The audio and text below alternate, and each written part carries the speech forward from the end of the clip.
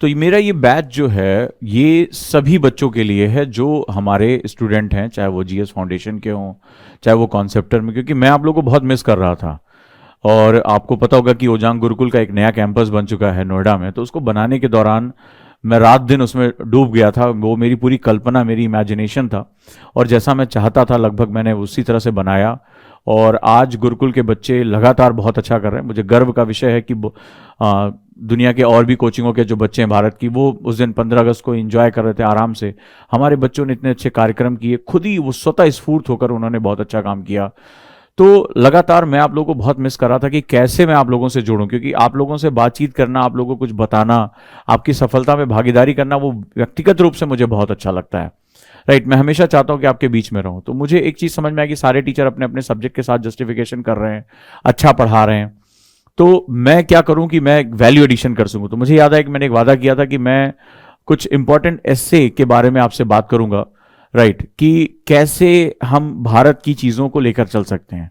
तो 125 नंबर का एक एस्से तो कम से कम मैं डील कर ही सकता हूं, और अगर मेरे डिस्कशन को आप अच्छी तरीके से लिखते हैं, आप उसको अच्छे तरीके से समझ पाते हैं, तो निश्चित रूप से ये जो आउटपुट होगा ये और भी ज्यादा अच्छा निकल कर आएगा। राइट, तो धीरे धीरे हम जो है वो आगे विस्तार करते चलेंगे, आगे चीजों को समझते चलेंगे। स्वागत करता हूं आप सभी का ओजांग आईएएस एकेडमी के इस मंच पे, और हम शुरुआत करते हैं। मेरे ख्याल से सभी बच्चों को आप बता भी दें कि हमारी ये क्लास शुरू हो रही है। राइट,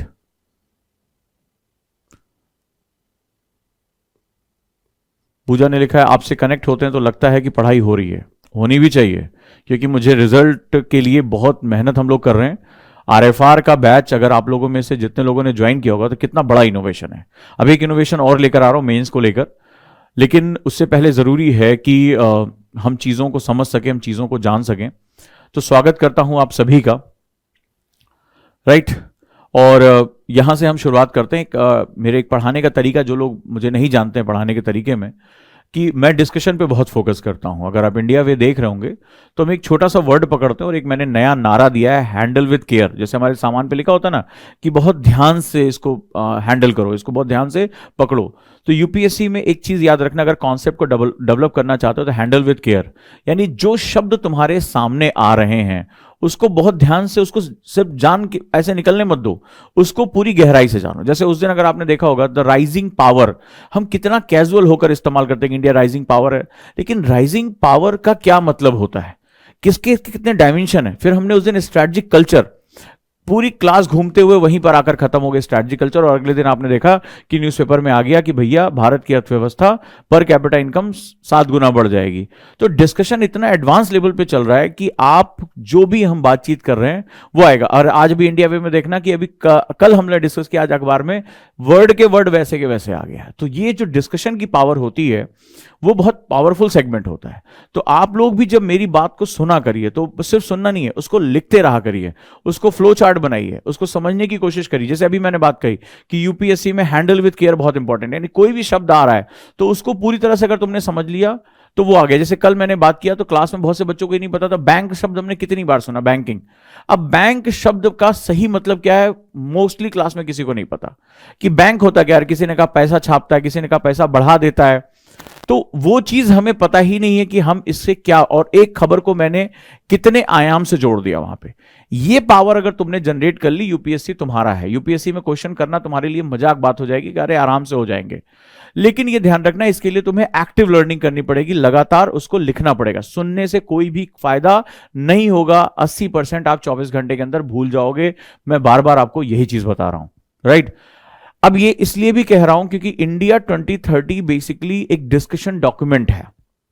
इंडिया 2030 सबसे पहले अगर हम बात करें तो नीति आयोग ने इसको प्रपोज किया। अब आ जाते हैं अपने टॉपिक पे कि इसकी गहराई क्या है और इसमें मैं क्या क्या चीज कवर करने जा रहा हूं ताकि आप भी उसको समझ सकें। तो 2-3 चीजें जरूरी है। जो लोग अभी इंडिया वे के साथ नहीं जुड़े हैं वो जुड़ जाएं, क्योंकि तुम्हें समझ में आ गया होगा कि ओजांग सर ने 299 रुपए में ऐसी चीज ला दी है कि foreign policy, economic policy, Bharat की प्राचीन जो सनातन जो हमारी संस्कृति है, जो हमारा जो लिटरेचर है, पता नहीं ओजांग सर सब कुछ इसी में लपेट देंगे। और मुझे पढ़ाते समय बाधाएं पसंद ही नहीं, मैं बस उड़ना पसंद करता हूं कि जो मुझे आता है मैं अपने बच्चे को दे दूंगा। तो उस तरह से आप ध्यान रखना कि आप कोशिश करो कि द इंडिया वे में जो नहीं जुड़े हैं वो द इंडिया वे में हर हालत में जुड़ जाएं, जो नहीं जुड़े हैं बहुत ध्यान से इसको सुने। और दूसरा जो सबसे इंपॉर्टेंट सेगमेंट है वो ये है कि आरएफआर आपके लिए मैंने संजीवनी बूटी, मतलब अगर मैं कहूं कि पिछले सालों के मेरा जो पूरा एक्सपीरियंस है वो आरएफआर के साथ है, तो आरएफआर जो है वो उसके साथ आपको जुड़ना ही जुड़ना है।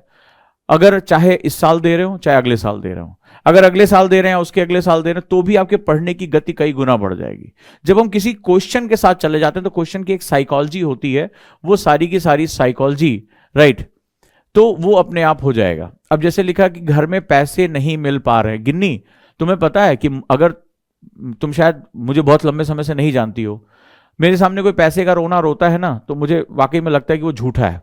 रीजन बता रहा हूं बेटा, मैंने पूरी इंजीनियरिंग अपने दम पे की है, ठीक है, अपने फादर से सिर्फ फर्स्ट ईयर में पैसा लिया है। ट्यूशन पढ़ाता था मैं, अपने टैलेंट को यूटिलाइज करता था, कई जगह रिजेक्ट होता था, छोटे बच्चों को पढ़ाता था। मेरी पहली स्टूडेंट जो थी वो 4th क्लास की बच्ची थी, बेहद जिद्दी, और उसने मुझे बहुत कुछ सिखाया। मैंने भूसा ढोया है, मैं इंश्योरेंस बेचा है मैंने। क्या बात कर रहे हो तुम?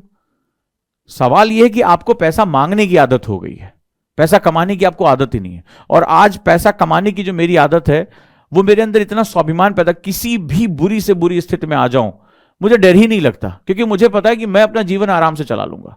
मैंने जीवन में जो भी सीखा है, जो कमाया है, मेहनत भी करना, शरीर भी मजबूत कर लिया, भूसा भी ढो लिया, इंश्योरेंस भी बेच लिया, ट्यूशन भी पढ़ा लिया, सब कुछ कर लिया, तो मुझे पता है कि मैं भूखा नहीं मरूंगा, मैं अपना जीवन आराम से चला लूंगा। और जब इंसान को यह कॉन्फिडेंस आ जाता है ना तो कुछ भी कर सकता, वो निडर हो जाता है, और जिस दिन तुम निडर हो गए उस दिन सब कुछ ठीक हो जाएगा, ठीक है।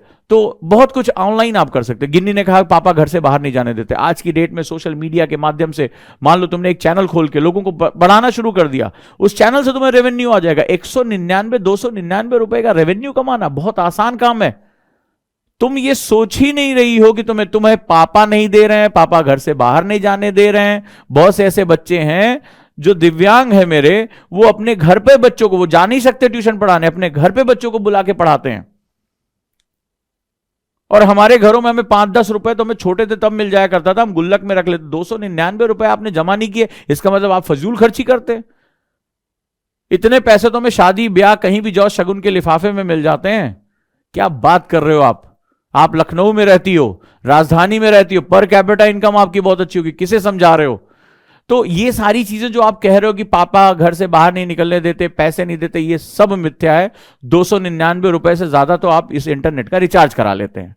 सवाल है कि आपको मांगने की आदत हो गई है, और भारत में ये कल्चर है, हमें मांगने की आदत हो गई। हमारे पिताजी देखेंगे हमारी खर्चा, हम अपने दम पे नहीं कमा सकते, हम अपने दम पे नहीं काम कर सकते। तो आपको पैसा कमाना ही नहीं आता, क्योंकि हमारा इकोनॉमिक कल्चर ही खत्म कर दिया गया है। हमें पैसा कमाना सिखाना चाहिए सबसे पहले। और बहुत छोटी सी चीज है, छोटा था मैं तो मुझे क्या होता था, कोई सामान की जरूरत हो तो इतना ज्यादा, जैसे हमें भी घर में पैसे वैसे नहीं मिलते थे, ठीक है, तो हम जैसे दादी आई, पैर वैर दबाया, सेवा की, तो हमें क्या हुआ, खुश होकर वो 10-20 रुपए दे गई, हमने उठा के रख लिया अपने गुल्लक में, रखते थे गुल्लक एक। तो बेटा ऐसा है कि ये जो बातें तुम कर रही हो ये दूसरे टीचर्स के सामने करना, मेरे सामने मत करना, क्योंकि वो व्यक्ति जो पैसे का रोना रो रहा है और जिसके हाथ पैर ठीक हैं वो बहुत कुछ कर सकता है। मेरी स्टूडेंट है, दोनों पैर नहीं है उसके, ट्यूशन पढ़ाती, माँ बाप ने घर से निकाल दिया, तुम तो घर में हो ना, खाने पीने को मिल रहा हो, बढ़िया मोबाइल रिचार्ज कर रही हो, कोर्स खरीद रही हो। तो झूठ उतना ही बोलो जितना बर्दाश्त हो सके, और मेरे सामने बिल्कुल मत बोलना। वो इंसान जो मजदूरी भी करके जिसने पैसा कमाया, जिसने इंश्योरेंस बेचना है, जिसने 5-5 10-10 किलोमीटर वो पैदल चल के ट्यूशन पढ़ाने जाता था, 2 ट्यूशन के बीच में 4.5 किलोमीटर का अंतर था, पैदल जाता था, मेरे पास साइकिल खरीदने के पैसे नहीं थे। तो वो इंसान से तो बिल्कुल मत बोलना। किसी और के सामने अपनी भावनात्मक बातें करो, मेरे सामने बिल्कुल मत करना, क्योंकि मैंने जिंदगी में सबसे पहले स्वाभिमान कमाया। तो जब स्वाभिमान कमा लिया तभी आत्मविश्वास हम कमा पाए। तो स्वाभिमान कमाने के लिए अपने रास्ते खुद ढूंढने पड़ते हैं, राइट। देखो नेहा ने लिखा ट्यूशन पढ़ा के, और आज की डेट में सोशल मीडिया, यार आप अच्छे टैलेंट हो, मेरे कई बच्चे हैं कोरा पे आर्टिकल लिखते हैं, यूट्यूब पे बढ़िया से वीडियो बनाते हैं, पढ़ाई भी कमाई भी में बच्चों को एडिटिंग सिखाया है, एडिटिंग करके हमसे 2-2.5 हज़ार रुपए वो हर महीने लेते हैं, बढ़िया कमा रहे, 2,500 रुपए हम अपने बच्चों को पढ़ाई भी कमाई भी में दे रहे हैं, लेकिन टैलेंट पे देख रहे हैं। कोई अच्छी वीडियो एडिटिंग करता है, कोई अच्छी स्क्रिप्टिंग करता है, टैलेंट को पैसा मिलता है मेरे बच्चे, फ्री को पैसा नहीं मिलता कि पिताजी देंगे माताजी देंगे। तो सोशल मीडिया पे जाओ, करंट अफेयर से बात करो, देखो तुम्हारे व्यू आने शुरू हो जाएंगे, या कोई टैलेंट लोगों को सिखाओ किसी सोशल मीडिया पे, तुम्हें यूट्यूब से रेवेन्यू आना शुरू हो जाएगा। इतना तो आ ही जाएगा कि तुम आराम से अपना खर्चा निकाल सकते हो। सोशल मीडिया से लोग कहां से कहां पहुंच गए हैं। पर सवाल यह है कि आप बैठ के केवल अपनी समस्याओं पे रोना चाहते हैं क्या? चलो रोना शुरू करें, फिर देखा जाएगा, तो कोई ना कोई लाके हमें डाल देगा। तो ये जो बेगर एटीट्यूड है, मैं वर्ड यूज कर रहा हूं, बेगर्स और नॉट चूजर्स, एक कहावत है कि बेगर्स और नॉट चूजर्स। तो जिंदगी में अगर लड़ना है तो पहले अगर चुनना है कि हम मेरी जिंदगी अपने मन से चलेगी, तो तुम्हें लड़ना तो पड़ेगा भाई, तुम्हें लड़ना पड़ेगा। और तुम लोग रोने वाले हो कि कोई लाके दे दे, तो कटोरे जैसी मानसिकता लिए घूम रहे हो, उससे कुछ नहीं होने वाला, राइट। और कई बार मैं कोर्स की फीस इतनी कम रखता हूं, और मैं जानता हूं जब मैं रखता हूं तो मैं क्या सोचता हूं। जैसे मुझे अपनी इमेज याद है कि मैंने भूसा भी ढोया है, ट्राली से भूसा भी उतारा है, मिट्टी ईंटा चढ़ाया है। तो मैं ये सोचता हूं कि मनरेगा में आज न्यूनतम मजदूरी इतनी है कि अगर ये बच्चा 1 या 2 दिन भी मनरेगा में काम कर लेगा, मैं यही सोच के फीस रखता हूं कई बार, कुछ जो मेरे हाथ में डायरेक्टली है। कई बार खर्चे इतने ज्यादा होते हैं कि आप फीस को उससे कम नहीं रख सकते, तो मैं वो जो मेरे हाथ में होता है कि मुझे अपने आप को पे नहीं करना है, तो चलो एक काम करो, इसकी फीस इतनी कम कर दो कि ये बच्चा मनरेगा में भी अगर जाएगा, क्या करेगा, मिट्टी उठाएगा, गड्ढा खोदेगा, अपना श्रम करने में क्या शर्म है यार। तो आराम से आप वो फीस चुका पाओगे, अच्छे से दे पाओगे, ठीक है। तो वो हिम्मत होनी चाहिए, वो हिम्मत होनी चाहिए, क्योंकि अगर हिम्मत नहीं है तो सिविल सर्विसेज वैसे भी नहीं है। देखो आरती ने लिखा आपकी कोचिंग की फीस बहुत कम है बाकी कोचिंगों से, तभी तो वहां पर पैसे नहीं बचते एडवर्टीजमेंट करने के लिए। लोग बड़े बड़े एडवर्टीजमेंट हिंदू में ऐड देते हैं, फलाना में ऐड देते हैं, हमारे पैसे नहीं बचते, क्योंकि हम मिनिमम मार्जिन पे काम करते हैं कि टीचर को दे दिया, इंफ्रास्ट्रक्चर को दे दिया, इंटरनेट को दे दिया, ऐप को दे दिया, इतना सही बचेगा बस, ठीक है। तो सबसे पहले ध्यान रखो, इस जर्नी में यूपीएससी सिर्फ गेन का एग्जाम है। यूपीएससी आपको इतना सशक्त बना देता है ना कि हर चीज पे आप बात कर सकते हो, क्या इकोनॉमिक्स, क्या हिस्ट्री, क्या ज्योग्राफी, क्या साइंस, क्या मैथ्स, क्या क्वांट, ये तुम्हारी पर्सनालिटी को डेवलप कर देता है। तो इस नॉलेज का फायदा उठाओ, अपनी नॉलेज को अपनी पावर बनाओ, करंट अफेयर से बात करो, जाओ सोशल मीडिया पे जाओ, खड़े हो, यूट्यूब चैनल बनाओ और बात करो डेली, देखो लोग तुम्हें कैसे जो है वो करते हैं, बहुत कॉन्फिडेंस आएगा, राइट। तो चलिए अब हम लोग जो बात करते हैं वो बात करने जा रहे हैं इंडिया 2030, एक बहुत बड़ा विजन डॉक्यूमेंट है, राइट। विजन डॉक्यूमेंट तो मेरे साथ जोड़ो तो डांट तो पड़ेगी, कायदे से पढ़ने वाली है, क्योंकि यही डांट बहुत जरूरी है, क्योंकि बार बार जो है दूसरों के सामने झुकोगे, यूपीएससी तुम्हारा नहीं है, ये सेल्फ कॉन्फिडेंस का नाम है। तो अब हम बात करते हैं कि क्या है हमारा सीन इंडिया 2030 का। तो ये एक विजन डॉक्यूमेंट है। विजन डॉक्यूमेंट होता है कि भारत कहां जाएगा। अब जरा हम बात करते हैं कि इस विजन डॉक्यूमेंट की हमें जरूरत क्या पड़ी, राइट। हम विजन डॉक्यूमेंट के बारे में बात क्यों करते हैं। विजन डॉक्यूमेंट, ध्यान से पहले समझो इस वर्ड को क्या है। विजन, इसका संबंध होता है फ्यूचर से। तो हम फ्यूचर को लेकर हम क्यों प्लान कर रहे हैं। तो फ्यूचर प्लानिंग जो होती है, फ्यूचर प्लान यानी भविष्य की जो नीतियां होती हैं उसके बारे में विजन बनाते हैं। विजन का मतलब होता है देश अगर आज ए जगह पर है तो हम किस प्रकार एक लक्ष्य तय करते हैं कि हमें बी स्थान पर पहुंचना है, बी स्थान पर पहुंचना है। अब बी स्थान पर पहुंचना है, कौन सी बड़ी बात है, बोल दो। विजन जो होता है ये फ्यूचर प्लान दो तरीके का होता है। जैसे आपने कहा भारत को सोने की चिड़िया बना देना है, भारत को अमीर बना देना है, ठीक है। लेकिन सवाल यह है जो राष्ट्र होता है, जैसे हमारे नेता हो गए, अरे आएंगे 5 साल में गरीबी मिटा देंगे, अच्छा 5 साल में आएंगे हम सबको हॉस्पिटल दे देंगे, अच्छा सबको स्कूल दे देंगे। थर्ड 5 ईयर प्लान में, थर्ड 5th ईयर प्लान में हमने एक नारा दिया था गरीबी हटाओ, ठीक है। 2023 हो गया है, क्या गरीबी हटी इस देश से। कई देशों की कुल आबादी से ज्यादा भारत में गरीबों की आबादी रहती है। पर सवाल है कि जब हम विजन डॉक्यूमेंट के बारे में बात कर रहे होते हैं तो ये होता क्या है, इस बात को समझो कि बी तक हमें पहुंचना है। तो हमारे नेता तो हर इलेक्शन में पहुंचा देते हैं, हर इलेक्शन में हम भारत को विकसित राष्ट्र बना देते हैं, हम हर इलेक्शन में गरीबी मिटा देते हैं, हम घर घर हॉस्पिटल पहुंचा देते हैं, पीने का पानी, बीमारियों से मुक्ति, शिक्षा, स्वास्थ्य, ये चुनावी वादे में तो हम सब कुछ कर देते हैं, बिजली, पानी, जो मिलता है, बोलने में क्या जा रहा है। विजन डॉक्यूमेंट बेसिकली वो नहीं होता है, ये बेसिकली एक्शन प्लान होता है। ध्यान से समझना, एक तो हमारे नेता होते हैं, ठीक है, एक जैसे एक नेता थे, उनका भाषण सुना, वो बोला है कि भैया 20 लाख नौकरी प्रस्तुत कर देंगे। अब पता चला धीरे से कुछ किसी आईएएस ने बताया सर 2 लाख से ज्यादा वैकेंसी नहीं है, 0 1 ज्यादा लग गया है। बोले अरे यार कौन पूछ रहा है, ठीक है, ना ये पूछेंगे ना हम पूछेंगे, अब निकल गया तो निकल गया, अब संभालो इसको तुम। तो ये वाली हालत होती है। तो ये वो that is not vision plan, वो चुनावी वादे हैं, ये ध्यान रखना। विजन प्लान बेसिकली एक एक्शन प्लान की तरह होता है। जब से आपने कहा कि मुझे ए से बी पहुंचना है, तो सबसे पहले इसमें तय किया जाता है टाइम फ्रेम क्या है, ठीक है, पहुंचना है। मान लो आप कहे कि भैया ऐसा है कि हम 50 साल में हम ऐसा कर देंगे, हम सबको शिक्षा दे देंगे। अब पता चला कि जो आज 2 साल का है वो 50 साल बाद 52 साल का हो जाएगा, 25 ईयर्स का हो जाएगा। फायदा क्या, उसको तुम बोले कि अब हम आपको प्राथमिक शिक्षा देने जा रहे हैं, आज आपका हम एडमिशन कराएंगे प्राथमिक शिक्षा में। अब उसके डांट माट गिरने की नौबत आ रही है, बोले अब का भाई, अब का करोगे हमें एजुकेशन देके, अब तुम्हारे नाती पोता पढ़ाओ। तो वो क्या होगा, इसका मतलब है कि टाइम फ्रेम अगर हमारा निकल गया तो हम कभी भी उस चीज के, अगर हम किसी चीज को पाते हैं तो उसकी कोई वैल्यू नहीं बचती है। वो वाली तुमने चुटकुला सुना है ना। तो एक बार क्या हुआ, एक बुढ़ऊ जो है पहुंचे दुकान पे चाय सामान राशन खरीदने के लिए, तो वहां पे एक उनकी हम उम्र जो है वो बूढ़ी माता थी। तो बोले अरे लिप्टन की चाय है। तो ये चुटकुला आपने भी सुना होगा मजाक मजाक में। तो बोले बुढ़ऊ बहुत लेट कर दिए हो, ठीक है, बहुत लेट कर दिए हो, ठीक है, ये पहले आए होते तो बात भी हम सुनते। तो बोले अरे नहीं, लिप्टन टी की बात कर रहे हैं, हम चाय की बात कर रहे हैं। तो ये मजाक मजाक में जो हम बात कर रहे हैं उसमें इसका मतलब है किसी भी चीज की वैल्यू उसके टाइम पर होती है, ठीक है, उसके टाइम पर होती है। तो यहां वो टाइम ही नहीं है आपके पास, तो आप सबसे पहले विजन डॉक्यूमेंट में टाइम फ्रेम तय करते हैं कि हम इतने समय में इसको पालेंगे, ठीक है, इसको पालेंगे। ये चुनावी वादों की तरह नहीं, आपने कहा गरीबी हटा देंगे, हट रही है गरीबी, हट रही है, हर चुनावी वादे में गरीबी हट रही है, बेरोजगारी खत्म ही हो जाती है, वैकेंसी तो ऐसे धड़ल्ले से निकलती है कि जैसे लगता है कल ही राष्ट्र, अभी बस इनको जिताओ कल राष्ट्र विकसित है, बस कोई और टेंशन नहीं है।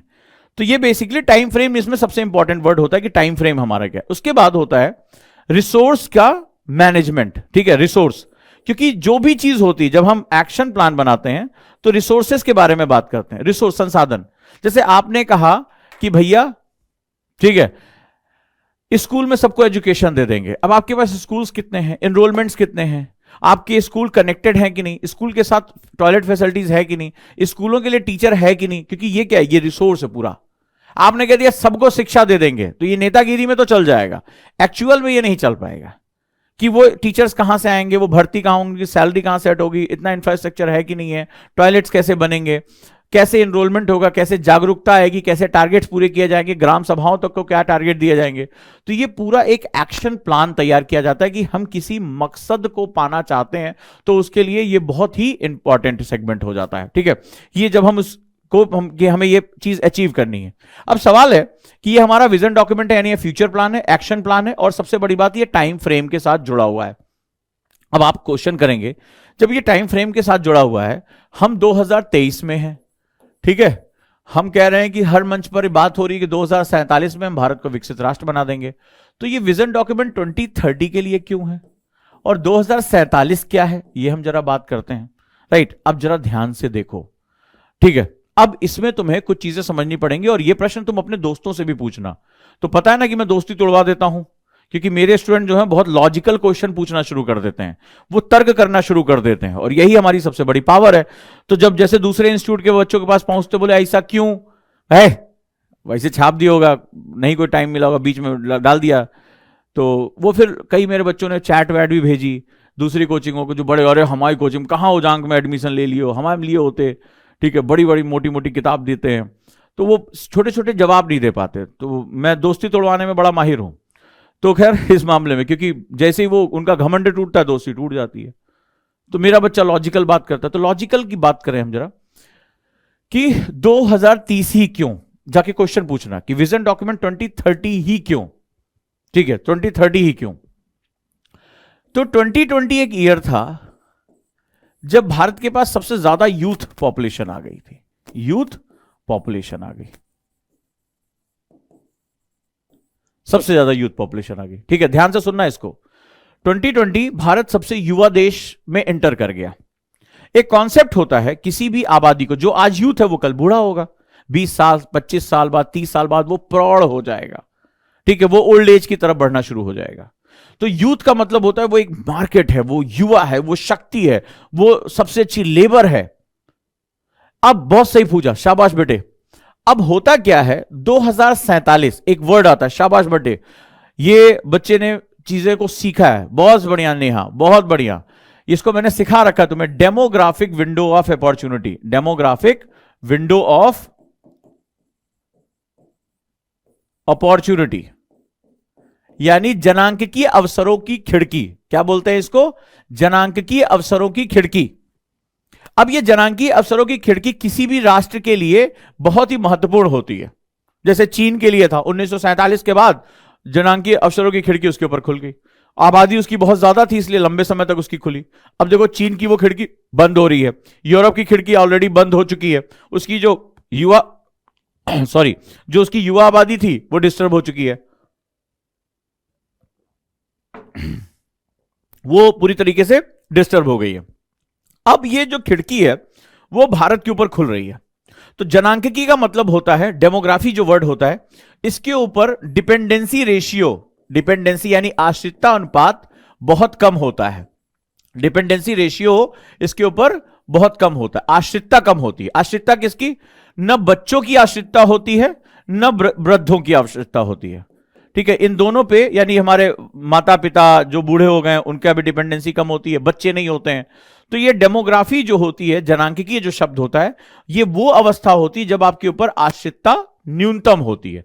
तो अपनी आय का बड़े से बड़ा हिस्सा इस बाजार में खर्च करने के लिए आप तैयार रहते हैं। क्लियर हुआ?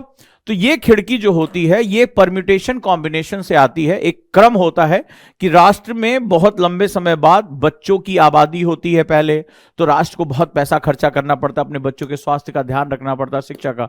फिर धीरे धीरे वो आबादी, एक समय ऐसा आता है कि सबसे यूथ पॉपुलेशन उसके सामने आकर खड़ी हो जाती है। ऐसा नहीं कि यूथ रहेगी, क्योंकि बच्चे, फिर जवान और फिर बूढ़े, ये अवस्था हमारी बनती रहेगी। जो आज यंग है वो कल ओल्ड भी होगी। ठीक है, जो आज बच्चे हैं कल वो यूथ भी होंगे। ये कॉमन एक नेचुरल प्रोसेस है।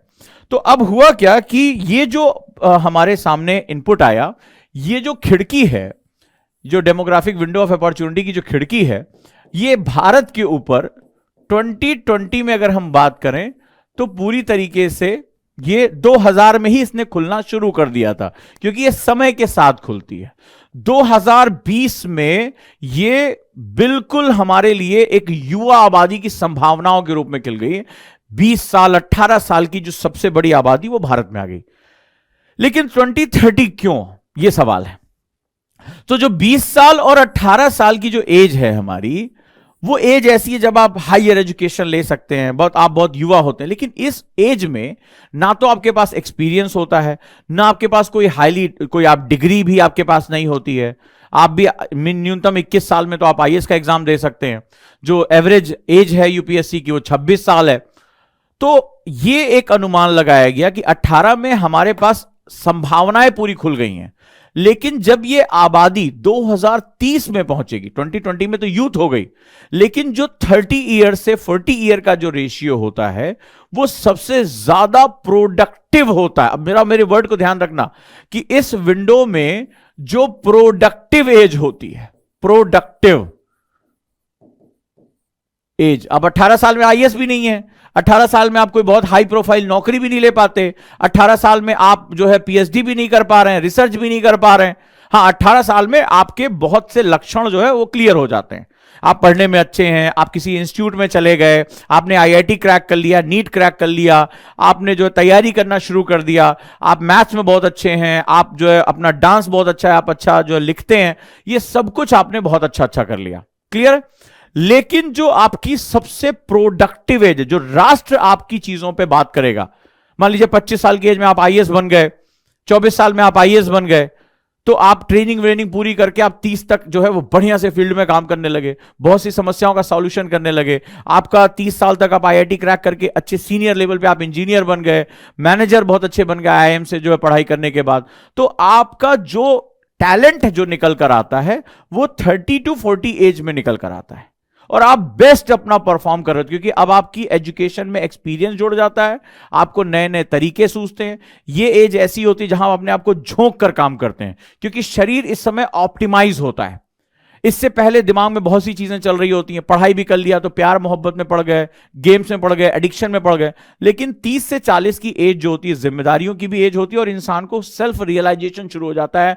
ये जो एज मानी जाती है जहां पर आप खुद के बारे में सोचना शुरू कर देते हैं, शादी ब्याह होने लगता है, समाज में आपका स्टेटस चेक होने लगता है, तो आपको खुद से होता है यार वो देखो मेरे साथ वाला इतना अच्छा कर लिया, तो आपके मन में एक तड़प आनी शुरू होता है। आप कभी भी अपने आसपास देखना 18-20 की उम्र में, अरे जिंदगी हम ऐसे कर लेंगे वैसे कर लेंगे, मौज मस्ती है, घूमने जा रहे हैं, कैजुअल हैं। लेकिन जैसे आप देखोगे शादी हो जा रही है या आपके आसपास के लोग जो है सेटल हो जा रहे हैं, तो हमारा मन खुद ही अंदर से खुद से आने लगता है यार अब मुझे कुछ करना होगा। आपने कई लोगों को सुना होगा यार ऐसे काम नहीं चलेगा, जो कल तक बहुत मस्ती में था, दुनिया की फिलॉसफी बताता था, अब वो कहता है यार ऐसे काम नहीं चलेगा, यार कुछ करना पड़ेगा अपने लिए।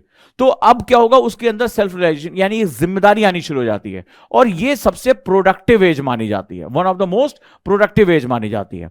तो जो इंडिया की प्रोडक्टिव एज होगी 2020 में, हमारे पास सबसे यूथ आबादी हो गई थी, 2030 हमारी सबसे ज्यादा प्रोडक्टिव एज होगी, और 2047 में ये जो विंडो है ये बंद होना शुरू हो जाएगी हमारे लिए, क्योंकि तब तक हमारी ये युवा आबादी जो है वो अपने 20 साल निकाल यानी प्रौढ़ा अवस्था में प्रवेश कर जाएगी, वो मैच्योर एज में प्रवेश कर जाएगी। जो आज 18 साल का है वो 2047 पहुंचते पहुंचते मैच्योर हो जाएगा। क्लियर है? तो वो क्या होगा, विंडो जो है वो क्या होनी शुरू हो जाएगी, विंडो क्लोज होनी शुरू हो जाएगी, यानी भारत का बाजार श्रिंक करना शुरू होगा।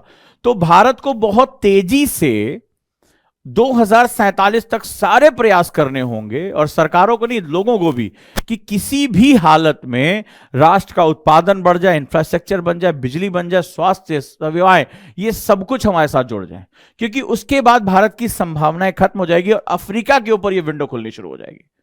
अफ्रीका का नंबर आ जाएगा, क्योंकि तब तक अफ्रीका जो आज बच्चे वहां बहुत ज्यादा हैं, डिपेंडेंसी रेशियो ज्यादा है, वो आबादी यूथ हो जाएगी। तो 2047-45 के बाद अगर बात करें demographic window of opportunity, Africa के ऊपर खुलनी शुरू हो जाएगी। पूरी दुनिया की मार्केट अफ्रीका भागेगी, अफ्रीका के लोगों का पर कैपिटा इनकम बढ़ना शुरू हो जाएगा। ठीक है, आप ये याद रखना उस समय जब आप रहोगे। तो 2030 एक ऐसा साल है which is one of the most productive year, most productive year जो है वो माना जाता है। क्लियर है? तो इसीलिए जो विजन डॉक्यूमेंट बताया गया है वो एक मिड जर्नी है हमारी, this is one is a mid journey, कि हम 2030 में मोस्ट प्रोडक्टिव एज में प्रवेश कर जाएंगे। मोस्ट यूथ के बारे में तो आपने सुना था, राइट? मोस्ट प्रोडक्टिव एज में हम एंटर कर जाएंगे, यानी भारत चाहे तो अपनी जो संख्या है वो कई गुना बढ़ा सकता है, अपनी प्रोडक्टिविटी, अपनी नॉलेज। आपने देखा होगा बहुत से परिवर्तन हो रहे हैं, जैसे न्यू एजुकेशन पॉलिसी आ रही है। अभी आपने 3-4 दिन पहले न्यूज पढ़ी होगी कि उच्च शिक्षा में यानी हायर एजुकेशन में एनरोलमेंट बढ़ाने के लिए यूनिवर्सलाइजेशन किया जाएगा, कि हर बच्चा हायर एजुकेशन के लिए जाए ही जाए। अगर आप लोगों की नजर पड़ी होगी, फ्रंट पेज की एक न्यूज थी, आपने ध्यान दिया होगा अगर उस पर, तो यह पूरा प्रयास किया गया कि किसी भी हालत में जो है वो यहां पर किसी भी हालत में एनरोलमेंट बढ़ाई जाए। आपने देखा होगा इंफ्रास्ट्रक्चर बढ़ाने की बात हो रही है, तमाम तरह की चीजें हो रही, क्योंकि 2030 तक पहुंचते पहुंचते हम मोस्ट प्रोडक्टिव एज में आ जाएंगे। इसीलिए कल की जो न्यूज आई, अगर आपने पढ़ा होगा, कि भारत 2047 तक अपनी इनकम को 7 गुना बढ़ा लेगा, 7 टाइम्स। अब ऐसा क्या होगा? कई लोग जो है बैठ के मैथमेटिक्स लगा रहे हैं। कई लोगों ने सुना होगा, अरे यार आज तो लगभग मान लो 2000, मान लो थोड़ी देर के लिए एग्जांपल लेते हैं, $2000 है, कैसे कह रहे हैं जो है 15 लाख प्रति व्यक्ति जो है आय हो जाएगी, कैसे हो जाएगी? कोई सवाल ही नहीं उठ रहा है। अरे जोड़ लोगे तो भी नहीं होगा, क्या चमत्कार कर देगी गवर्नमेंट? उनको समझ में नहीं आ रहा है कि हम बढ़ रहे हैं और धीरे धीरे अचानक से क्रांतिक हो जाएंगे। जैसे ही 2030 में हम जाएंगे, हमारी प्रोडक्टिव एज बढ़ जाएगी, यानी हम अपने अनुभव से हमारा यूथ जो है वो मल्टी डॉलर कंपनीज क्रिएट कर देगा, मिलियन डॉलर कंपनीज क्रिएट कर देगा। आज जो स्टार्टअप है, मान लो आज जो यूथ है, जो उसके दिमाग में कॉलेज में विचार चल रहा है कि यार मैं आऊंगा कल आर्टिफिशियल इंटेलिजेंस पे ये काम करूंगा, 2030 में जब ये पहुंचेगा तो इसको वो रियलिस्टिक लेकर आ जाएगा, वो काम करना, और उसकी कंपनी क्या करेगी, रेवेन्यू कमाना शुरू कर देगी। यानी अगर आज उसकी नेटवर्थ 0 है तो उस समय नेटवर्थ उसकी हो सकता है मिलियंस में हो। तो ये क्या होगा, ये सारी इकोनॉमी में जुड़ेगी। और ऐसे जाने कितने यूथ होंगे, एग्रीकल्चर में लोग जा रहे हैं, एग्रीकल्चर में संभावनाएं तलाश रहे हैं कि कैसे नई तरह की खेती हो। बहुत से ऐसे लोग जानता हूं ऑर्गेनिक खेती कर रहे हैं, वेस्ट मैनेजमेंट सीख रहे हैं कि कैसे कूड़े से जो है वो पैसा कमाया जा सकता है। तो उनको हर तरीके से ये समझ में आ रहा है। इट इज नॉट अबाउट कि पीसीआई इंक्रीज हो रहा है, इट इज अबाउट समझो कि क्यों हम तेजी से बढ़ेंगे।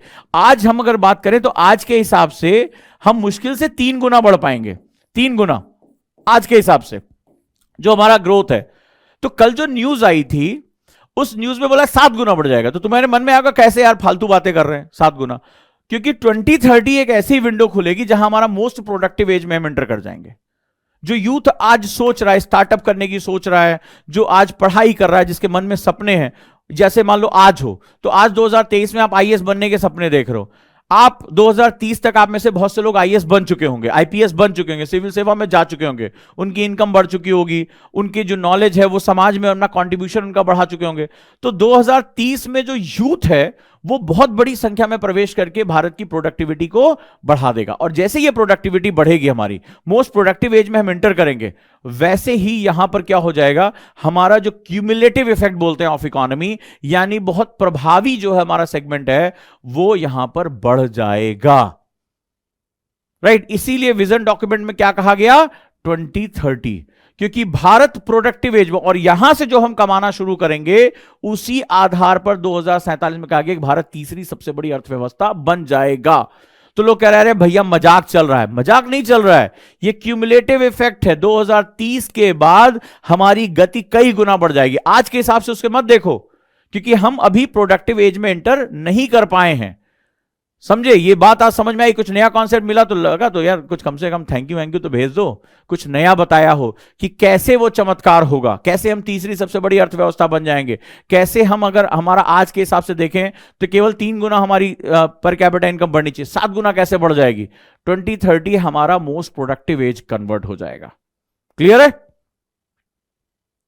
और तब हमारे प्रभाव कई गुना बढ़ जाएंगे। इसीलिए लोग भारत को मैथमेटिक्स में देखते हैं, अरे यार कुछ नहीं हो सकता, कहां से आ जाएगा पैसा, यहां से आएगा, यहां से हम ग्रोथ करेंगे। इसीलिए जो विजन डॉक्यूमेंट है वो 2030 को फोकस करता है। 2030 का मतलब क्या हुआ कि कैसे आप जो है 2030 में हम प्रोडक्टिविटी बढ़ाएंगे। तो इस पूरे डॉक्यूमेंट में मैं आपसे अलग अलग चीजों के बात करूंगा। जैसे मैं भारत की प्रशासन के बारे में बात करूंगा, 2030 में भारत का प्रशासन कैसा होगा, प्रोडक्टिविटी बढ़ाने के सामने उसके चैलेंज क्या होंगे। ऐसा नहीं है, प्रशासन के सामने बहुत चैलेंज आएगा, क्योंकि ये यूथ डिमांड करेगा, और वो डिमांड हम पूरी करने के लिए आगे क्या करेंगे। हमारा हेल्थ सेक्टर सबसे इंपॉर्टेंट हेल्थ सेक्टर है। सबसे पहले मैं ये शुरू करूंगा कि हेल्थ सेक्टर हमारा क्या हो, क्योंकि इतनी बड़ी आबादी को स्वस्थ रखना बहुत बड़ी चुनौती है। आज टाइप 2 डायबिटीज हमारे 3 से 7 साल के बच्चों को हो रहा है। ऐसी बीमार पीढ़ी का हम प्रोडक्टिविटी क्या निकालेंगे, वो तो कंज्यूम करने लगेगा, वो मां बाप का नहीं अपने ध्यान रखने में, अपनी डायबिटीज की दवाई में खत्म हो जाएगा। तो हेल्थ सेक्टर की चैलेंजेस क्या हैं हमारे सामने, हम इसके बारे में बात करेंगे। फिर हम बात करेंगे इकोनॉमी, इकोनॉमी चेंज होगी। कल मैंने आपको इसका जो है वो एक तरीका बताया था, मैंने आपको आरडी और इंडिया वे में आरडी और आरसी का कॉन्सेप्ट आपको बताया था, ठीक है, यानी कि resource distribution and resource capturing. तो भारत रिसोर्स डिस्ट्रीब्यूशन करना चाहता है। हर नागरिक को, चाहे वो नॉर्थ ईस्ट में बैठा हो, चाहे कहीं भी बैठा हो, कश्मीर में बैठा हो, कन्याकुमारी में, हर व्यक्ति अपने आप को इकोनॉमिक्स कल्चर का पार्ट समझे। द इंडिया वे की वो क्लास जहां मैंने इकोनॉमिक कल्चर को डिफाइन किया था, अगर वो आपने देखी सुनी होगी तो आपकी लाइफ की वो बहुत बड़ी एक जो है वो परिवर्तनकारी क्लास है, उस पर आपको फोकस करना चाहिए। वो बहुत बड़ा एक चेंज है। तो आपको इस सब चीजों के बारे में बात करना चाहिए। तो लगे हाथ, अब चलिए समझते हैं इस चीज को। राइट, तो अब आपको समझा 2030 क्यों, क्योंकि इंडिया मोस्ट प्रोडक्टिव एज में एंटर करने जा रहा है। थ्रेशोल्ड हमारा आने वाला है 47 के बाद, हमारे लिए विंडो अपॉर्चुनिटी बंद हो जाएगी। फिर हम बहुत बड़ी बूढ़ी आबादी को पेंशन और ये सुरक्षा में हमारा सब कुछ निकल जाएगा। दुनिया भर की कंपनीज हमें छोड़कर भाग जाएंगी अफ्रीका, जैसे आज चाइना को छोड़कर भारत आ रही हैं।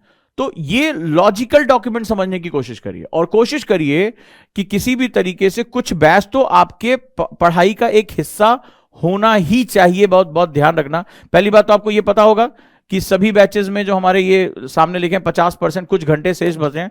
अगर अभी भी आपने history optional, geography optional, PSIR optional नहीं लिया है तो इसमें 50% डिस्काउंट है, जो हमारे स्वतंत्रता दिवस के उपलक्ष्य में। गुरुकुल 3.0 25 अगस्त से शुरू हो रहा है। लेकिन जो सबसे इंपॉर्टेंट मेरा इनोवेशन है वो RFR है। अगर RFR के साथ नहीं जुड़े तो आप बहुत बड़ी गलती करने जा रहे हैं। और एक चीज और हम शुरू कर रहे हैं, मेंटरशिप प्रोग्राम। इसके लिए जो आपके स्क्रीन पे नंबर है, इस पे मिस्ड कॉल जरूर कर देना। पर डे हम 30-35 बच्चों से बात कर रहे हैं, सबका इसमें नंबर लग रहा है। मेंटरशिप प्रोग्राम एक बहुत हॉलिस्टिक प्रोग्राम है। जैसे अभी आपने कहा कि सर आपको मिस कर रहे थे, आप नहीं है, तो एक पूरी मेंटर्स की टीम जो हमने गुरुकुल में एक परंपरा हमने जब डेवलप की, वो हम इस चीज को यहां लेकर आ रहे हैं।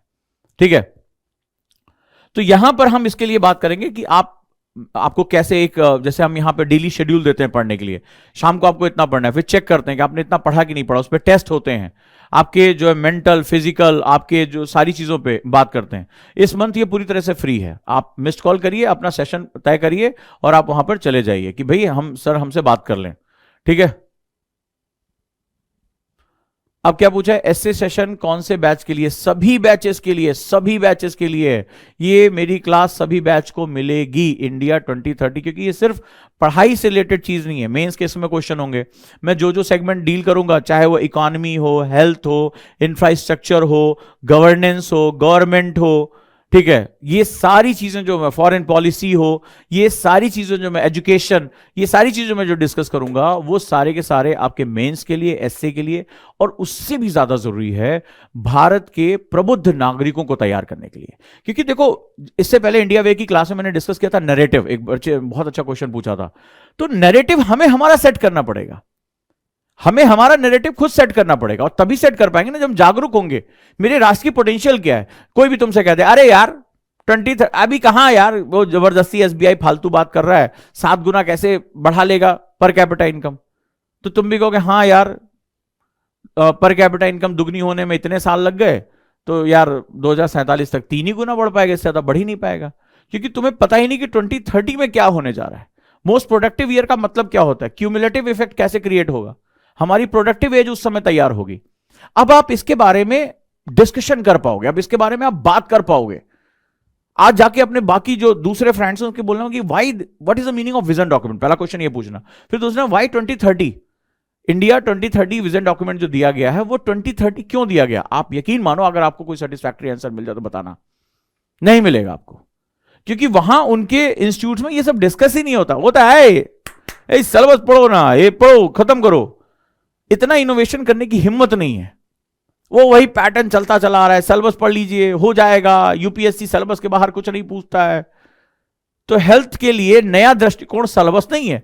भारत के हर प्रबुद्ध व्यक्ति, राष्ट्रपति, प्रधानमंत्री, बड़े से बड़े लीडर, इकोनॉमिस्ट कह रहे हैं कि 2047 में हमें भारत को विकसित राष्ट्र बनाना है, और आप सो रहे हैं, आप वही पुराना 10 साल पुराना हेल्थ का डाटा पढ़ रहे हैं। तो ऐसे नहीं होगा आपको उस विजन के साथ चलना पड़ेगा जो राष्ट्र आपसे उम्मीद करी कि आप गवर्नेंस का पार्ट बनेंगे, आने वाले समय में IAS बनेंगे, और आपको आने वाले समय में भारत का क्या भाग्य है, भारत का क्या रास्ता, आपको पता ही नहीं, आप सो रहे हैं। तो टीचर भी सो रहे हैं, स्टूडेंट भी सो रहे हैं। तो आज जाइए, आज पूछिए लोगों से, वाई 2030 विजन डॉक्यूमेंट क्यों? 2030 का क्या मतलब होता है? लूडो खेले होंगे, बीच का रास्ता निकाल लिए होंगे, क्यों? 47 में क्या होगा? वाई 2047 बात करो ना, क्यों हम करेंगे? नहीं कर पाए तो क्या होगा? भारत विकसित राष्ट्र नहीं बन, अगर क्यों हम इतना जोर लगा रहे हैं? फिर हम ये बूढ़ी आबादी को खिलाने के लिए हमारे पास जो जगह नहीं रहेगी। आज से आप अंदाजा लगाओ, आज से 20 साल बाद आपकी एज क्या होगी? आप जो लोग मुझे सुन रहे हैं, आप यूथ नहीं रह जाएंगे, आप प्रौढ़ हो जाएंगे। जो आज प्रौढ़ हैं वो वृद्ध हो जाएंगे। तो ये सारी चीजें आपको बहुत समझने की जरूरत है। नेहा ने लिखा, मैंने इंडिया वे की क्लास नहीं ली है। अगर मैं कोई भी क्लास शुरू कर रहा हूं, अगर तुम उसको छोड़ रहे हो तो तुम अपने साथ बहुत गलत करने जा रहे हो, बहुत गलत कर रहे हो। क्योंकि मेरा जो लोग ले रहे हैं उनसे पूछो कि क्या स्थिति हो जाएगी, क्या वहां पर उनका विजन कहां तक पहुंच रहा है, और कितनी हाईली अपडेशन के साथ वो क्लास चल रही है, इसका आप अंदाजा लगाओ जरा। ठीक है, तो ये बहुत जरूरी है कि आप मेरे साथ चलें। और एक चीज और है कि बहुत सी क्लासेस हम एक नया सेगमेंट शुरू कर रहे हैं, ठीक है, यानी कि खेलो भी और जीतो भी। तो हम डेली जो है रात में अब एक क्विज लेकर आ रहे हैं। जो लोग, जैसे अभी किसी बच्ची ने कहा कि सर हमारे पास पैसे नहीं है, ठीक है, पढ़ने के लिए, तो डेली हम 500 रुपए अपने पास से दे रहे हैं। बढ़िया अच्छे जीके के जीएस के क्वेश्चन होंगे। Ojaank any time learning app पे आपको देना होगा वो टेस्ट, हम जल्दी अनाउंस कर रहे हैं। जो टेस्ट का विजेता होगा, यानी जो पढ़ने में अच्छा होगा, 500 रुपए डेली लेके जाएगा। 299 रुपए की तो इंडिया वे है मेरी, ठीक है। 2000 रुपए की आरएफआर की क्लास है, 4 दिन जीत गए, कोर्स खरीद लोगे, ठीक है। रात में ही वो क्लास रखेंगे, सब अनाउंस हो जाएगा। उसके लिए आपको ये व्हाट्सअप नंबर, इस पे व्हाट्सअप कर दीजिए, तो टेस्ट के लिंक आपको यहां पे दे दिए जाएंगे। वो Ojaank any time learning app पर ही होगा, याद रखिएगा।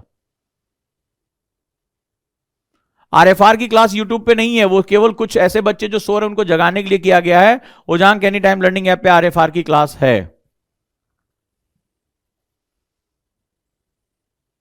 ठीक है। तो ये नंबर आप व्हाट्सअप कर दीजिए कि प्लीज, चाहे द इंडिया वे की क्लास की लिंक हो मुझे भेज दीजिए, या मुझे जो हम लोग क्विज शुरू कर रहे हैं उसके साथ भी आ जाएं। तो Ojaank any time learning app पे ही आपका क्विज होगा। जो उसका विजेता होगा वो आपका क्या करेगा, उसको हम पर डे पैसे देंगे।